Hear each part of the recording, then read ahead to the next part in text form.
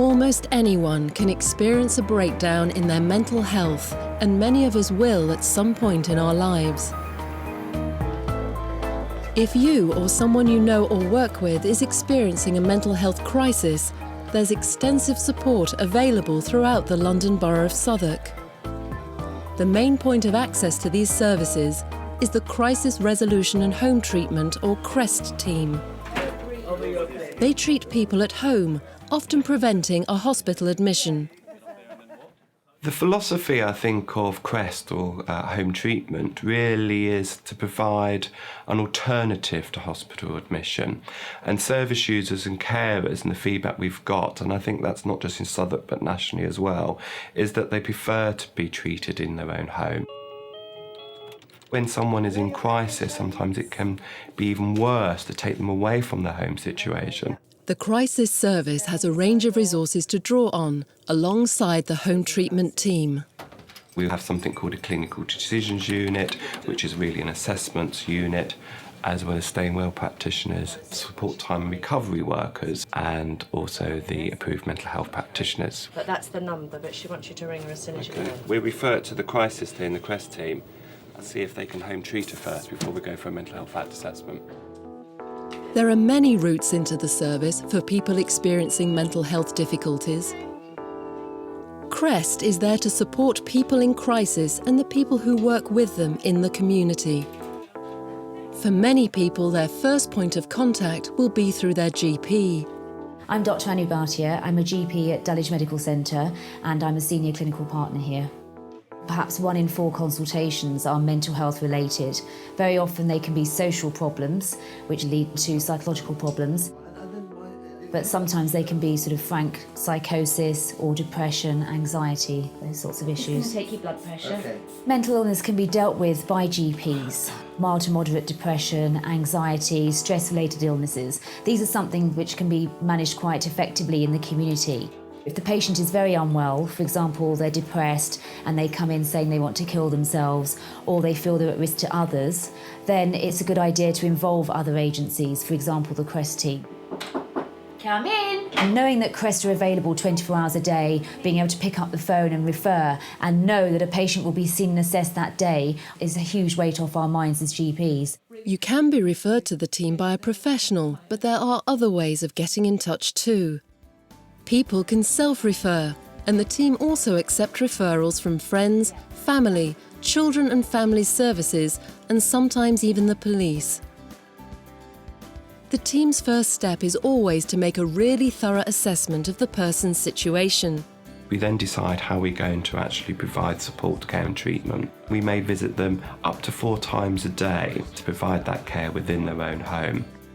At the core of each day is the team's handover, at which every client's case is discussed and reviewed. Other than that, she's doing all right, yeah. It's very important to hand over issues and contacts and to discuss how the person's coping. Alongside a consultant-led team of doctors, there's a wealth of experience within the team. As myself, a social worker, we have nurses, we have an OT, we have support time recovery workers. Perhaps maybe coming from a social work background, my view may be more holistic. That's the whole point of multidisciplinary working, that each discipline may have a slightly different viewpoint, and so I think maybe the assessment and the service is often richer. Everyone who uses the service is allocated a key worker who visits them regularly at home. Delivering care in this way is central to the team's philosophy. For people to recover, sometimes it works better when people remain in their homes and we support them in their homes.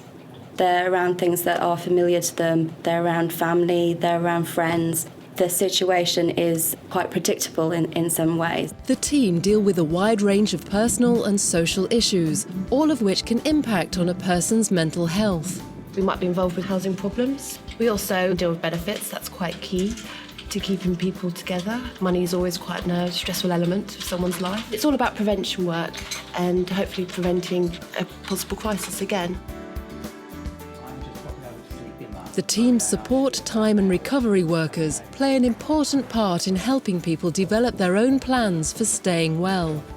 Giving people a say in their own care and their own planning of care is therapeutic in itself, and it's been shown that if people take an active part in their own recovery, they stay well longer.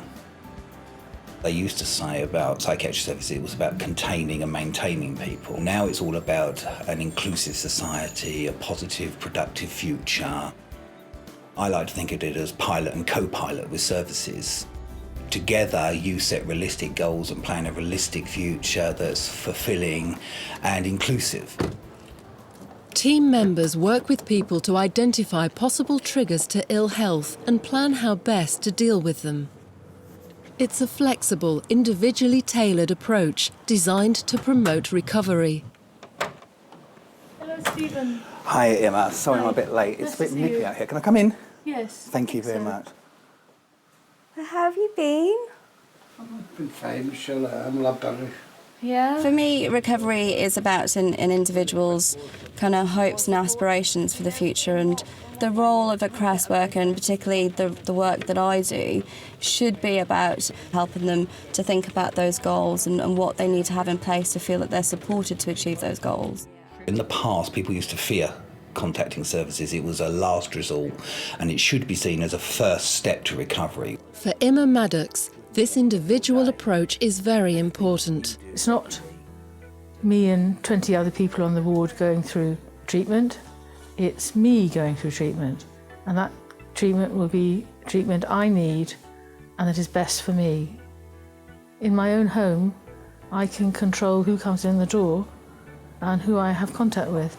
There are some people in hospital I wouldn't want to have contact with, to be honest. Not when I'm vulnerable and ill. They're able to be more individual with you than the nurses in hospital. You trust them, they trust you. It's a very partnership kind of experience. This opinion is shared by other service users. I think personally to be treated at home, I think you feel relaxed at home because you're not with, if I can put it like this, you're not so many people are sick.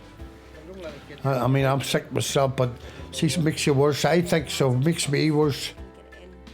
If the doctors think, not only the doctors, but if the individual thinks that they can maybe be better at home, I recommend it.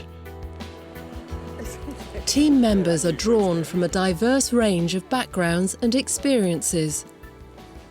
They can support people's recovery in many different ways, helping them to access services or reintegrate into their local community. I'm in a lucky position, actually, to demonstrate that recovery works and that an inclusive society works and that being partnered in your recovery really works and that in itself blows myths away. I feel quite lucky to be able to do that.